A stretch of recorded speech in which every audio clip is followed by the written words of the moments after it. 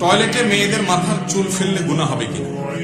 টয়লেটে মেয়েদের কেন, ছেলেরাও যদি নিজেদের চুল ফেলে, বিশেষ করে কমোডে, আপনার প্যানে, যেখানে ফেললে নাপাকের মধ্যে মানুষের চুল মিশবে, তো সেটা অনুচিত, অনুত্তম এবং ছোট গুনাহের কারণ। কারণ আল্লাহ কোরআনে বলেছেন, ওয়ালাকাদ কাররামনা বানি আদম, আমি আদম সন্তানকে সম্মান দিয়েছি, মর্যাদা দিয়েছি। আদম সন্তানের শরীরের প্রত্যেকটি অঙ্গ আল্লাহর কাছে মর্যাদাপূর্ণ।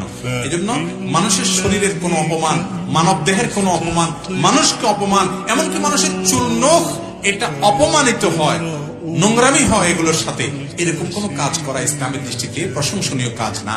আপনার চুল নখ অতিরিক্ত থাকলে সেগুলাকে হয় কোনো মাটির নিচে দাপন করবেন, আর না হলে কোনো মাটিতে ফেলবেন, যাতে করে সেটা ময়লা, নোংরা, পায়খানা, মলমূত্রের সাথে মিশে গিয়ে না যায়। হ্যাঁ, আপনার অজান্তে গোসলের সময় এক দুটা চুল চলে গেছে, কত কিছু ঝরে গেছে, হয়তো কোনো পশম ঝরে গেছে, সেটা তো আর আপনার নিয়ন্ত্রণে নাই, ওইটার জন্য পেরেশানি নাই।